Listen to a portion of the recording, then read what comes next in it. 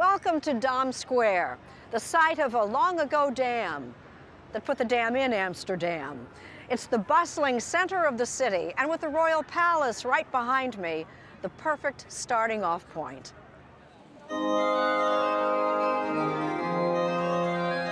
Perhaps the best way to tour this city is by boat, along its 60 miles of canals.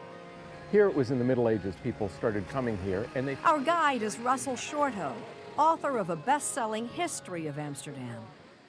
From its founding in the late 12th century, this city's location on a river delta that often flooded posed a challenge for its residents. And this is the crucial point. They started banding together in small groups in their communities and building dams and dikes and canals in order to control this problem of water and make it work for them. Their success in transforming their natural environment led to a reshaping of their entire approach to life. They started to realize, you know, we've got something here, we've got this, it changed their mentality. And then they built on that.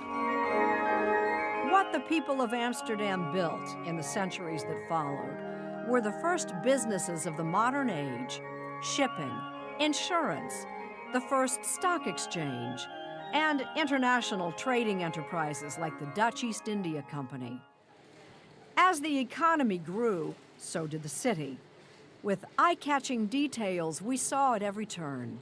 This is the Herengracht, the Gentleman's Canal, one of the great 17th century canals. This is the Golden Age city that we're in. And you had the medieval city first, and then the city fathers made this plan where they were going to lay out this ring of canals around it because the city was expanding so rapidly. The canals were lined with the townhouses of Amsterdam's thriving merchant class, each adorned with special architectural details like these stones to show the owner's profession. If you look over there, those gables, see the ones, that's called a spout gable. You see the piece of wood coming out the top with a hook on it. Yes. That's a hoist beam. You would bring your goods on the canal up to your door, and then you would hoist them up and you would store them in your attic. And it wasn't all business. Genius and talent also flourished in the arts during Amsterdam's golden age of the 1600s. Where we are now, the Doelen Hotel, this is Rembrandt area. You see the guys up there with their floppy Rembrandt-era hats on. Rembrandt's paintings of the city's leading citizens, including the famous Night Watch, fill Amsterdam's Rijksmuseum.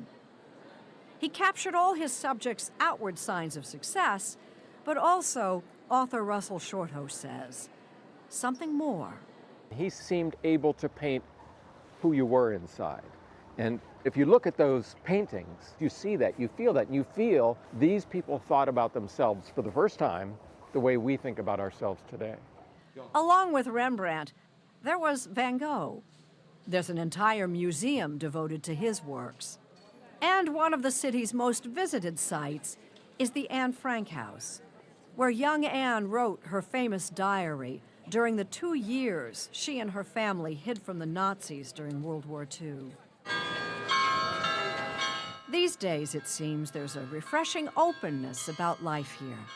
And what's with the no curtains in the windows? You know, some people say that that is, look, we have nothing to hide, or there's no, you know, we're ordinary, we're decent, ordinary people here, you know. Nothing to see here. Yeah, exactly, you know, because... Another thing an American visitor notices, Amsterdam's tolerant attitude toward everything from marijuana use to sex.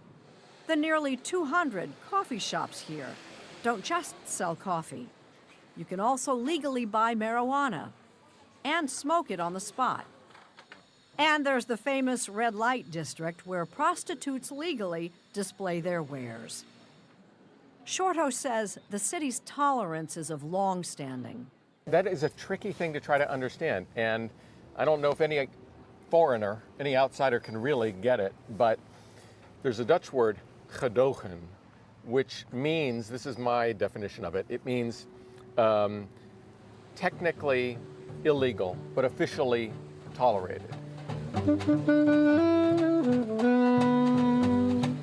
Put everything we've been seeing on our cruise together, and you begin to understand Amsterdam's unique draw. It's the city itself. It's the city of canals and of canal houses which are built for individuals. It's a monument to the ordinary individual person and ordinary individual families. This is in many ways the birthplace of our modern sense of ourselves as individuals. This was where that started.